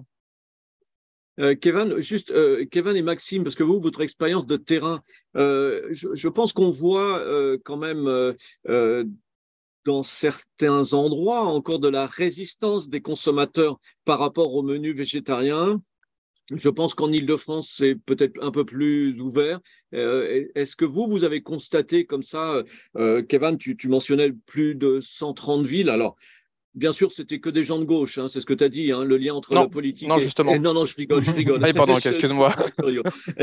Non, mais le lien entre le politique et l'alimentation, pourtant, souvent, on s'y retrouve. Mais est-ce qu'il y a vraiment des populations qui sont plus à même au végétalisme? Je ne vais pas avoir de chiffres ou de panorama complet à te donner là-dessus. Nous, ce qu'on voit, c'est que il y a des classes d'âge où c'est plus facile. En fait, il y a surtout une classe d'âge où c'est compliqué, c'est au collège. C'est un peu dur de leur faire manger des choses qu'ils n'ont pas l'habitude de manger. Et de temps en temps, on peut avoir un peu l'impression qu'il y a une opposition rurale versus citadin, mais en même temps, les gens qui vivent à la campagne ont plus l'habitude de manger aussi des produits végétaux, comme les champignons par exemple, que les enfants des citadins n'ont plus l'habitude de manger. Et donc, c'est pas forcément clair qu'on puisse comme ça faire dire ah oui, c'est plus facile dans les villes. Ce dont on a l'impression, c'est que quand il y a une collectivité qui se saisit bien du sujet, qui forme ses chefs et qui a envie de végétaliser, disons, sauf exception, ça se passe bien à peu près n'importe où et dans n'importe quel secteur. Donc, c'est plutôt de la résistance de la part des gens qui gèrent les restaurations collectives. Ouais. Merci Kevin. J'ai une question pour toi Maxime, mais pour Kevin aussi. Mais bon, où est-ce qu'on peut trouver, Émilie, le tourneur nous pose la question, où est-ce qu'on peut trouver de bonnes recettes végé et elle précise aussi, les enfants ont beaucoup de mal avec les lentilles, le pois chiche. Est-ce que toi, tu as des petits trucs comme ça, des astuces? Alors, effectivement, des recettes végie sur la plateforme de Pomona, sur le site internet, vous allez en retrouver énormément. Il y en a vraiment beaucoup. Les conseillers culinaires de Paris, de Pomona, font des super recettes, donc vous allez pouvoir les trouver des très, très belles recettes. Et ensuite, ça va être aussi des rendez-vous culinaires qui vont être proposés en région avec les conseillers culinaires régionaux. Et puis la cuisine végétale, c'est aussi de la recherche. Quand on va chercher des idées de cuisine, de recettes sur Internet, dans des bouquins, sur des blogs, sur Instagram, la cuisine végétarienne aussi vient se nourrir de de tous ces supports. Mais alors, les lentilles et les pois chiches, on les agrémente comment, Kevin, peut-être? Et on ne les sert pas que comme ça, à la française, comme un accompagnement d'un autre plat? Oui, tout à fait. Je pense que c'est effectivement pas forcément une bonne idée de servir que des plats de lentilles où la lentille va être très apparente et va constituer le cœur de l'assiette. Ce qui peut être intéressant, par exemple, c'est ce dont je parlais sur la cuisson des légumineuses, avec des lentilles corail, par exemple, de les faire un peu surcuire. Elles vont un peu fondre pour les incorporer dans de la sauce tomate et faire des lasagnes avec ou des pâtes. Ça peut être aussi par exemple, les pois chiches. On peut, là, pour le coup, légèrement les sous-cuire pour en faire une sorte d'égrené qu'on va ensuite mettre dans un hachis. Donc, il y a tous les plats classiques qu'on a en tête d'algues de lentilles, de chili sin carne avec des légumineuses très apparentes qui peuvent bien marcher. Mais si c'est plus compliqué, c'est bien de réfléchir à des façons, soit de, entre guillemets, cacher la légumineuse, soit de la travailler d'une façon qui va plus ressembler à un hachis, à un égrené, des choses comme ça. Sur le site d'Assiette Végétale, il y a des recettes. Et sur le site de ma cantine, il y a aussi beaucoup de recettes végétariennes. Et puis les légumineuses, certaines céréales, effectivement, sont aussi mieux perçues lorsqu'on les apporte dans les menus de façon progressive. De façon progressive, c'est-à-dire sur plusieurs mois, pour aussi familiariser les enfants et les jeunes à ces types de plats. Nathanaël, j'ai une question pour vous de Lucie Duhan. Est-ce qu'un régime végétarien ou végétalien, elle a dit végé, peut impacter la croissance d'un enfant et doit-on attendre une tranche d'âge spécifique? Alors, le mieux, encore une fois, serait pour chaque cas particulier d'avoir un professionnel de santé qui donne une réponse individualisée. Ce que je peux dire, c'est donner un état de la littérature sur le sujet, qui est qu'il y a eu de nombreuses études avec des enfants qui suivent des régimes végétariens. Et lorsque celui-ci est bien planifié, ça veut dire que les parents ne font pas n'importe quoi et ne se contentent pas simplement de retirer les produits d'origine animale sans rien en échange. La croissance des enfants est extrêmement proche de celle des enfants qui mangent de la viande. Le développement intellectuel également. Si on donne une alimentation équilibrée, elle peut être végétarienne ou non, il n'y a pas de problème. Une autre question pour vous, Nathanaël. Pourquoi les supplémentations ne sont-elles pas rendues obligatoires dans les produits comme les boissons végétales? Bonne question. Alors déjà, ce sont des produits qui sont consommés en très grande partie par des personnes qui ne sont pas végétariennes ni végétaliennes, la majorité même. Et je ne sais pas dans quelle mesure il est envisageable de mettre une complémentation systématique. Alors, on parlait tout à l'heure de la B12, c'est peut-être un cas particulier parce que c'est un nutriment pour lequel on a montré qu'il n'y avait aucun risque de surdosage. On pourra en mettre un peu partout.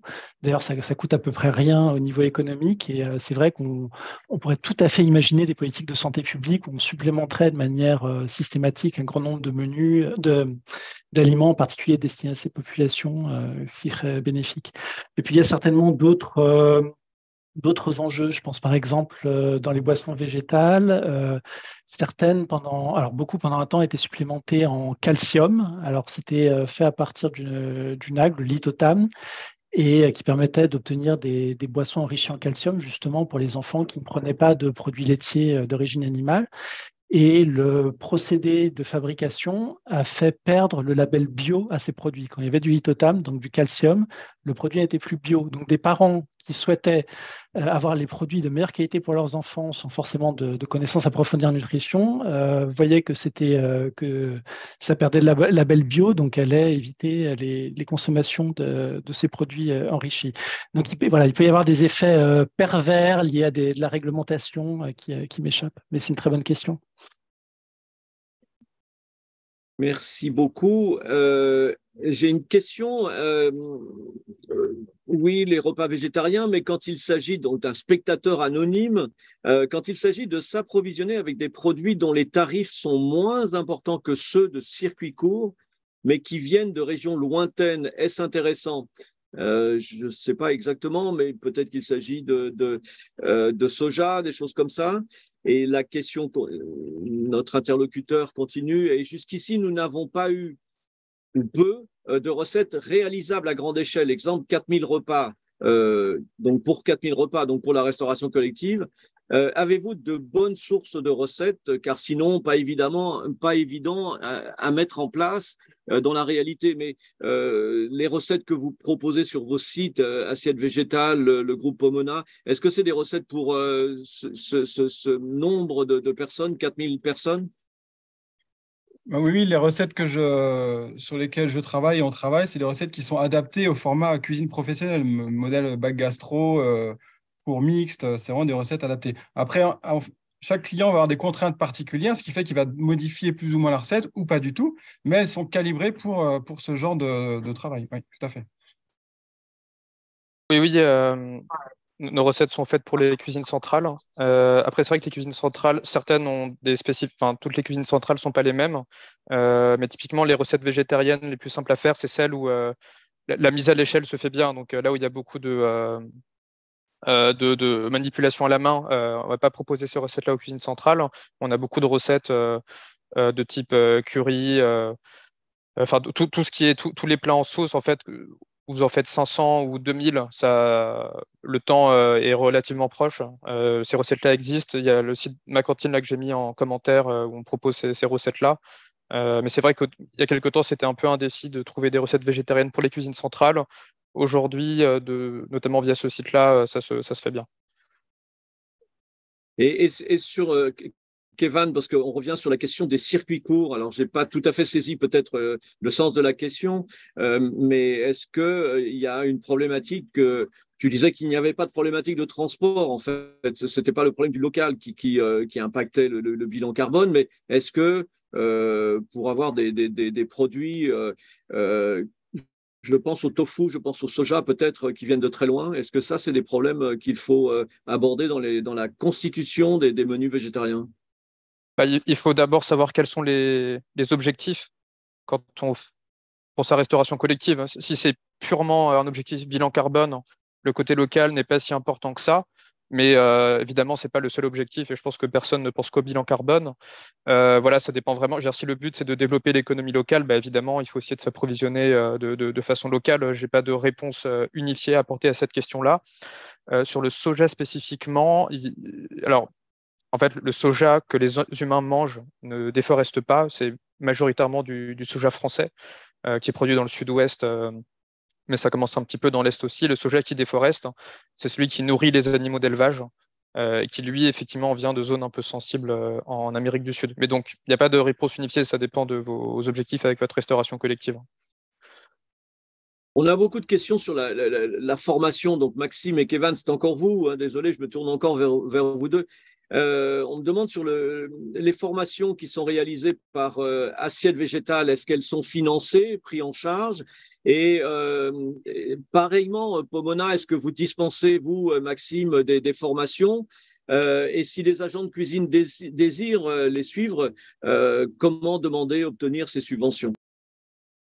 Alors, pardon, Vas-y. merci. Pour assiette végétale, non, on fait payer les formations. On a le certificat, enfin je ne sais pas si c'est le bon terme, mais Calliope, donc ça peut être pris en charge par les fonds pour la formation. Sur notre site, je vais mettre la page, il y a un formulaire pour les gens qui sont intéressés par les formations. Et chez Pomona, c'est gratuit. Non, alors, vous n'avez aucune raison de ne pas vous former, vous voyez bien. Donc, ils sont à votre disposition. Et ça, c'est magnifique. Alors, petite nuance, on n'est pas sur une formation à proprement parler, hein, d'accord? On n'a pas une certification, on n'est pas attaché à Calliope, on est plutôt sur des ateliers. Mais c'est des ateliers où, effectivement, on va, pendant une journée, cuisiner. Donc, cuisiner tous les produits, des céréales, des légumineuses, des légumes, des sauces. Voilà, travailler beaucoup de recettes végétariennes. Et pour ça, il faut se rapprocher du commercial et de la succursale en région qui est concernée. Ensuite, c'est les conseillers culinaires régionaux qui vont proposer des dates d'ateliers auxquelles vous allez pouvoir participer. Donc, il faut se rapprocher directement du représentant commercial de Pomona, de sa branche Pomona, Passion Froid ou Epicevel. Et donc, si vous êtes en région Pays de Loire-Bretagne, c'est à moi que vous aurez affaire. Ok, alors là j'ai une question, peut-être que François tu vas pouvoir y répondre. Dans cet objectif de végétalisation, savez-vous si le GEMRCN, c'est un gros mot que tu aimes bien, et notamment les fréquences des plats seront revues? Non, oui, j'ai été muet jusqu'à présent dans ce webinaire pour beaucoup de raisons. Et ce sujet du GMRCN me posait question. La première des raisons pour lesquelles j'étais muet, c'est que j'ai eu une enfance atypique. J'ai été végétarien, malgré moi, pendant 20 ans, les 20 premières années de ma vie. Donc, je préférais vous entendre avant de prendre la parole. Je suis un peu rassuré, pas totalement, je suis un peu rassuré sur certaines questions, mais j'avoue que je garde de cette enfance de mauvais souvenirs, d'assez mauvais souvenirs, parce que c'était pas bon. Alors Maxime et Kevin m'ont gentiment rassuré en me disant que on fait mieux maintenant, tant mieux. Je pense vraiment que la formation des cuisiniers est le sujet. C'est le sujet premier.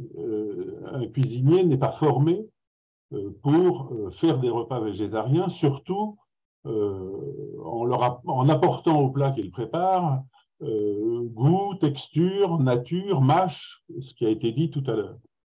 Et du coup, la question que j'avais moi, Kevin a tout petit peu répondu, était la suivante: est-ce que ça n'obligerait pas plutôt les cuisines à être en cuisine sur place et non pas en cuisine centrale? Surcuire des légumes n'est pas une option, j'imagine. Ça les rend pas bons et évidemment, c'est ce que les enfants aujourd'hui refusent à la cantine. C'est le plat, les légumes sont la première source de gaspillage alimentaire. Et donc, la liaison chaude, d'une part, voire la cuisine sur place, n'est-elle pas finalement derrière une déclinaison quasi obligée de repas végétariens? Avant d'aborder la question du GMRCN. Je vous pose la question. Oui, mais en fait, c'est vrai que je pense qu'on a tous été un peu déçus dans les restaurants, même encore aujourd'hui, où on vous sert comme assiette végétale l'accompagnement, quoi. Et donc là, il y a aucune cuisine végétarienne, c'est juste l'accompagnement des légumes du plat. Et effectivement, je pense qu'il faut vraiment prendre en compte le fait qu'on parle de cuisine végétarienne. On cuisine réellement. Et on sait utiliser les épices. Alors, c'est vrai que ce n'est pas dans la culture française. Maxime, Kevin, vous pouvez peut-être en dire quelque chose. C'est vrai qu'on va trouver ça dans des pays, en Inde, en Israël. On a fait là dans notre numéro une espèce de recensement de pays où il y a cette culture de cuisine végétarienne, en Amérique du Sud. Mais alors, Maxime, tu soulignais le fait qu'il y avait moins de résistance, mais il y en a encore, on l'a vu, hein, on voit dans les commentaires. Donc, on n'est pas au bout du chemin, là, hein, mais on parle vraiment de cuisine. On est tous sur, c'est ça qui est intéressant aussi, c'est qu'on est tous sur le même chemin et qu'il faut le faire avec bienveillance de tous les côtés, des gens qui mangent de la viande, des végétariens. Il faut le faire en bienveillance et laisser chacun pouvoir consommer comme il a envie de le faire, mais en ayant conscience de ce qu'on consomme. Effectivement, quand Kevin parle du soja, effectivement, il faut savoir d'où ça vient, comment c'est produit. Et les plats végétariens, quand c'est bon, c'est de la cuisine. Généralement, quand on cuisine un plat avec amour, c'est bon, même si on le fait avec des produits qui sont simples. Et dans les cuisines de restaurants traditionnels, hein, restauration commerciale, c'est marrant parce qu'on voit un plat à pièce de bœuf, on voit un filet de bœuf, on voit un suprême de volaille, un suprême de poulet, et on voit plat végétarien, comme si végétarien c'était un produit. Et effectivement, ça dénote que les chefs de cuisine n'ont pas encore la perception de ce qu'attend un végétarien. Un végétarien, et d'ailleurs, les gens qui veulent manger végétarien, parce qu'on n'a pas toujours envie forcément de manger végétarien, mais si on a un plat qui est appétissant, si je prends l'exemple, par exemple, d'un risotto. Un risotto au parmesan, pointe d'asperge, avec une crème de parmesan aux petits champignons, ça donne envie sur un plat. Donc, vous allez être sensible à ce plat, à l'appellation, ça va vous donner envie de le manger. Maintenant, le même plat, vous l'appelez risotto végétarien, il y a 90% des gens qui ne vont pas le choisir parce qu'ils ne sont pas végétariens. Et donc, l'appellation joue aussi, la perception du plat joue aussi dans l'appellation, beaucoup. Souvent, j'incite les clients à changer leur plat, à ne pas mettre le mot végétarien. D'ailleurs, ce n'est pas obligatoire. Certaines communes l'obligent, mais c'est très rare, mais ce n'est pas obligatoire d'écrire végétarien sur le plat. Dalle végétarien, c'est pas obligé de l'écrire. On écrit dalle. On écrit dalle de patates douces, dalle de lentilles, dalle tomates. On écrit curry, coco. Voilà, on donne envie. Avant de parler du végétal, à la limite, le végétarien, c'est dans un deuxième temps. D'abord, on mange un plat, on choisit un plat. Oui, sur le GMCN, je pense que il est temps de visiter cette belle production et que les diététiciennes, ou en tout cas pas celles qui avaient créé cette Bible en 2011, mais revisitée depuis les 15 ans ou presque de sa création, est largement nécessaire. Il faut revoir et les grammages et les recettes. Et il est grand temps de le faire. Alors on attend tous avec intérêt l'arrêté sur la restauration scolaire qui devrait être revisité à la suite de la loi Egalim d'une part et de la loi AGEC d'autre part, sur la fréquence peut-être des repas végétariens. On l'attend pour cet automne. Voilà, on est tous en attente de cet arrêté. L'arrêté est finalement relativement décalé par rapport au GMRCN, et c'est pour ça que les travaux du GMRCN doivent reprendre en intégrant loi Egalim, loi AGEC et peut-être les prescriptions sur les éléments environnementaux qu'il faut mettre en œuvre 2030, 2040, 2050, comme l'a dit Kevin tout à l'heure. C'est urgent. Je vais revenir aux questions de santé, en fait. Nathanaël, il y a une question, c'est pour les établissements de santé, la formation du corps médical devrait être une priorité. Quelles actions sont engagées en France? Peut-être vous pouvez nous repréciser l'action que vous avez mis en place, peut-être le pourquoi vous l'avez mis en place. On note quand même beaucoup dans le secteur médical une absence de connaissances sur la nutrition en général. Donc, là, on s'éloigne un petit peu de notre sujet végétal, mais bon, on voit bien que le corps médical est un peu... Il y a des freins par rapport à la nutrition, à la diététique, à l'alimentation. Oui, pour vous donner un exemple, pendant mes études de médecine, j'ai dû passer une dizaine d'heures à apprendre toute la physiopathologie et le traitement de pathologies que 3 ou 4 d'entre nous peut-être auraient la chance de voir une fois dans leur vie. Et l'ensemble de mes cours de nutrition a dû comporter 6 heures, l'ensemble d'un cursus médical. Alors, je crois que ça s'est arrangé depuis. Dans mon université, par exemple, je sais qu'il y a le département de médecine générale, donc qui forme les médecins traitants, qui est particulièrement attentif et qui a mis un effort là-dessus. Mais il faut reconnaître qu'on a un déficit très, très, très important dans la formation en nutrition des médecins en général. L'alimentation végétarienne, enfin l'équilibre des plats végétariens, n'en parlons même pas, c'est pas du tout abordé à ma connaissance.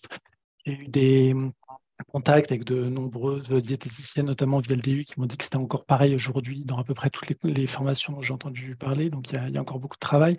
Et pour le moment, vous posiez la question, c'est justement ça qui nous a motivés à créer ce DU. Alors en voyant qu'il y avait une tendance vers l'adoption de ces nouveaux régimes et des recommandations du PNNS, par exemple, pour se faire accompagner par un personnel de santé, mais à côté de ça, des personnels de santé qui n'étaient pas formés, et on ne peut pas le reprocher.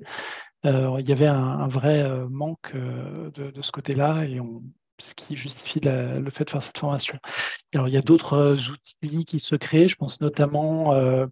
il y a depuis quelques années l'ONAV, l'Organisation nationale des alimentations végétariennes, dont je recommande très fortement le contenu. Vous tapez ONAV sur Internet, et pour lequel il y a notamment un conseil scientifique avec des médecins qui s'intéressent particulièrement à ce sujet, qui connaissent très bien la littérature et mettent des recommandations. Il y a en lien avec ça donc un site qui s'appelle VGClick qui a été créé pour proposer aux professionnels de santé un recours, des recommandations à la prise en charge de ces patients. Mais on est très en retard et je ne peux qu'espérer que ça devienne une priorité pour l'alimentation végétarienne, mais pour l'équilibre alimentaire en général.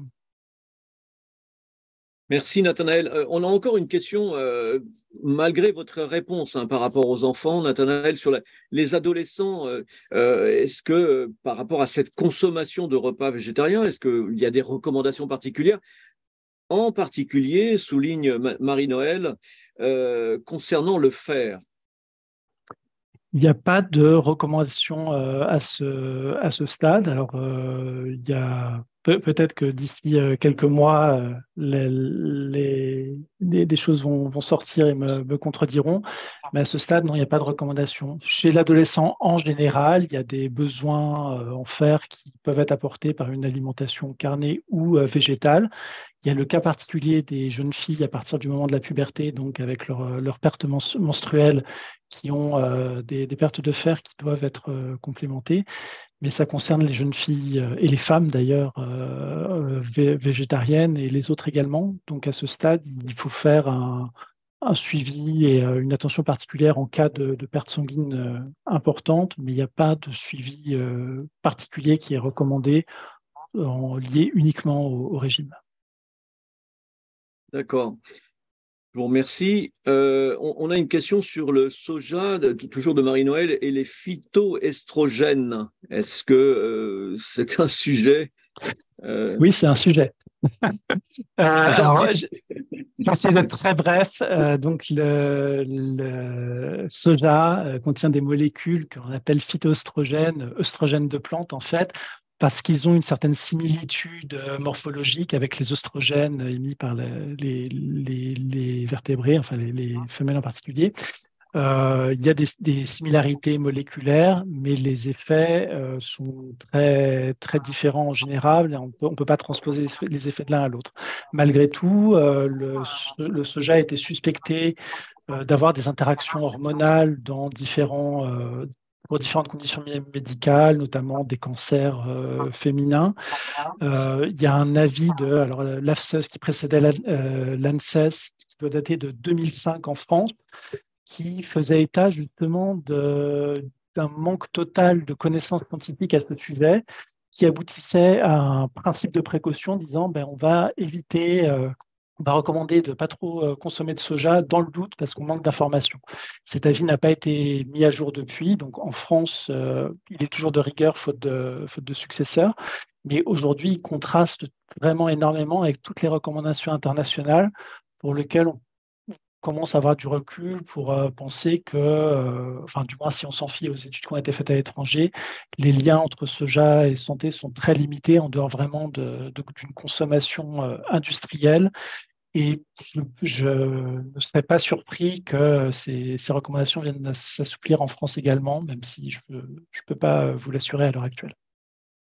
Et juste, Nathanaël, oui. Vous me dites si je dis une bêtise, mais il me semble que même si on prend l'avis très précautionneux de l'AFSA, ça correspond quand même au fait de pouvoir manger 100 grammes de tofu tous les jours. Donc en fait, tout à fait. Ouais, faudrait vraiment. Ça, ouais.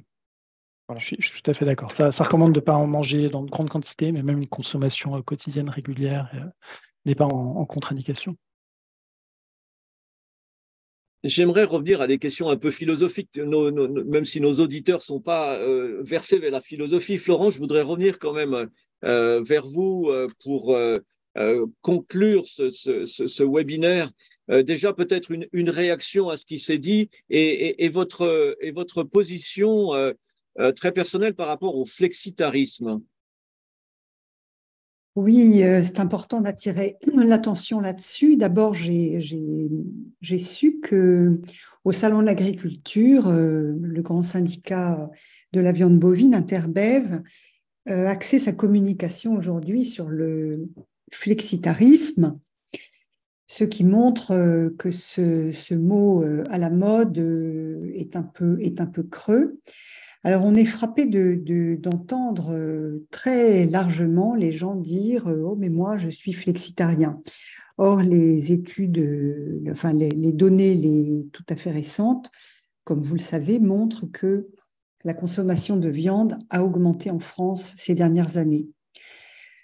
Donc voilà, je crois qu'il faut à la fois distinguer, comme on l'a fait d'ailleurs, les définitions de régime végétalien, végétarien, le régime végétarien étant plus souple dans l'esprit de certains, plus rigoureux dans l'esprit d'autres. Mais flexitarien, au fond, ça ne renvoie à rien de précis, sinon au fait que les gens sentent aujourd'hui, et ça c'est peut-être intéressant sur le plan sociologique, que c'est de bon ton de se présenter plutôt comme un flexitarien que comme un carnivore. Voilà ce que je pourrais dire à ce propos.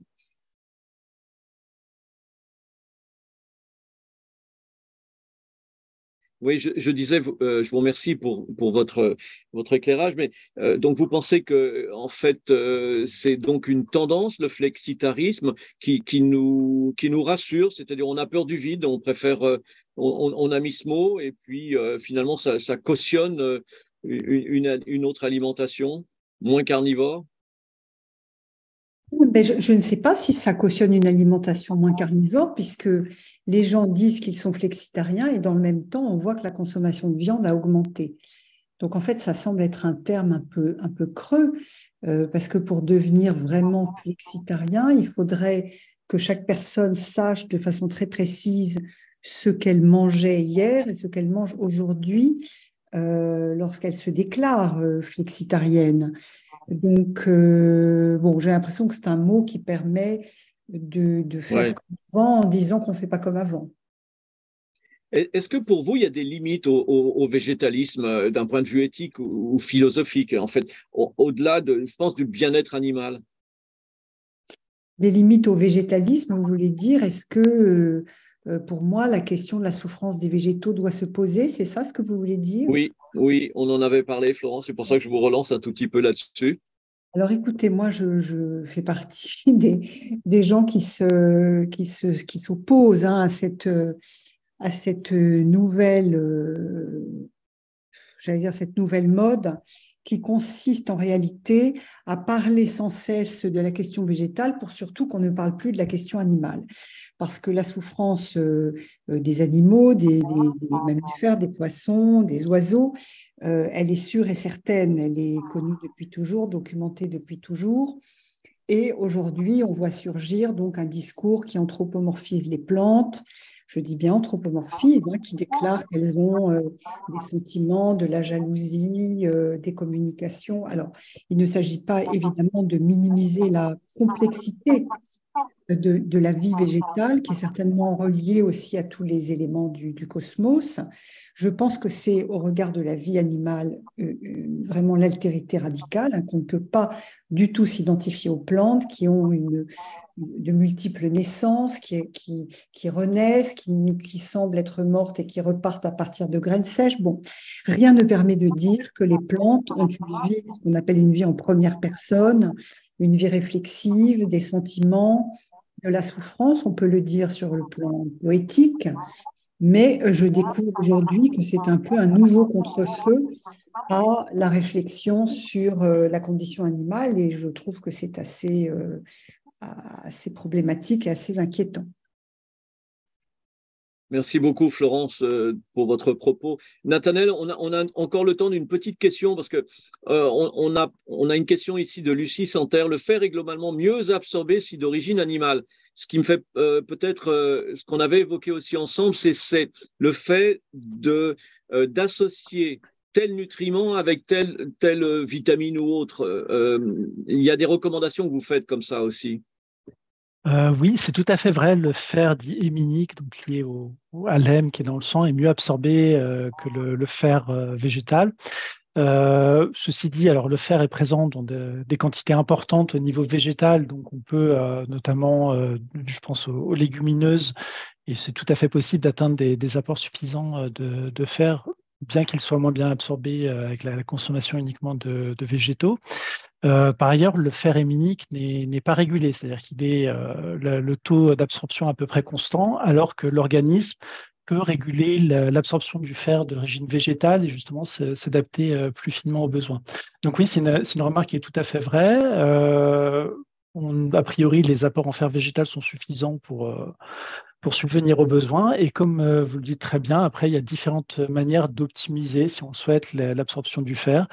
Alors, on va, par exemple, conseiller d'éviter de consommer simultanément certains aliments qui vont limiter l'absorption, comme le thé, le café. Il y a d'autres éléments, je peux rentrer dans les détails. Au contraire, on pense que le fait de consommer de la vitamine C, qui heureusement est présente en grande quantité dans les végétaux feuillus, enfin les légumes verts notamment, va aider à l'absorption du fer végétal. Donc il y a une régulation de manière empirique à laquelle on n'a en général pas trop besoin de faire attention pour assurer des besoins suffisants du moment qu'on mange suffisamment équilibré, notamment des légumineuses.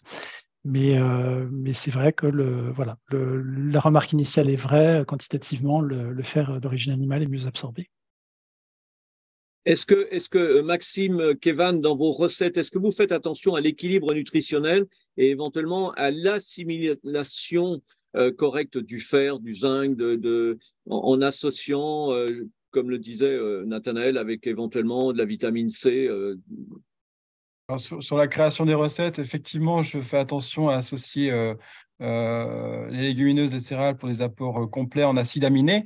Ensuite, les apports en vitamine C pour l'absorption en fer, elle va être aussi faite dans le menu, c'est-à-dire de l'entrée au dessert. Donc, dans ces cas-là, effectivement, c'est une partie qu'on aborde avec les clients pour les sensibiliser à ce point-là, bien qu'il ne soit pas, voilà, comme disait Nathanaël, complètement indispensable, mais au moins qu'ils aient ça à l'esprit. Oui.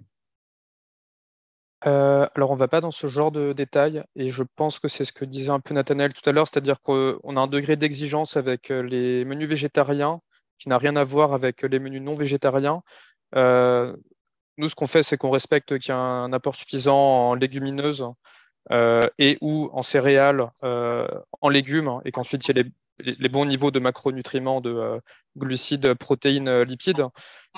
Nous, on pense plutôt qu'il faut penser l'équilibre de façon générale et que si on sait qu'on a eu suffisamment de légumineuses, de légumes, de céréales, de fruits, de produits laitiers, d'œufs dans la semaine, ça va. Mais si on commence à vouloir, pour chaque nutriment, calculer la quantité contenue dans chaque plat et additionner à la fin de la semaine pour voir si on a eu les bonnes doses, en fait, on ne fait pas ça pour les plats carnés et a priori, il n'y a pas besoin de faire ça. Écoutez, je vais remercier tous nos invités. François, tu veux un mot de la fin? Ton micro. Non, Oui. mais merci de ces éclairages multiples, aussi bien celui de Florence que de Nathanaël, et puis Maxime et Kevan qu'on connaît déjà un peu, mais c'est vrai que ce webinaire m'a ouvert l'esprit et m'a réconcilié avec le menu végétarien. Merci François. Donc, vous pouvez retrouver Florence Burgat avec ses livres que je vous recommande. Nathanaël, finalement, si on a besoin d'une formation, je pense que vous acceptez des diététiciens ou des diététiciennes. Ils sont plus que bienvenus. Tous les professionnels de santé qui peuvent être amenés à donner des conseils aux patients le sont également. Merci. Alors Maxime et Kevan. Alors Kevan, assiette sur le site d'Assiette Végétale, on trouve de nombreuses recettes. On les retrouve d'ailleurs dans l'autre cuisine et les formations. Donc il suffit de s'adresser. Il y a toutes les informations sur votre site. Et Maxime, donc toi le Globe-Trotter aussi, qui va former dans la région Grand Est pour le groupe Pomona. Grand Ouest, pardon, j'ai dit Grand Est. Ouais, bravo. Donc, je suis un peu à l'Ouest. Merci vraiment pour ce webinaire. Et un webinaire que vous retrouverez sur la chaîne YouTube Défis et Controverses dans quelques jours. Donc, à très, très bientôt.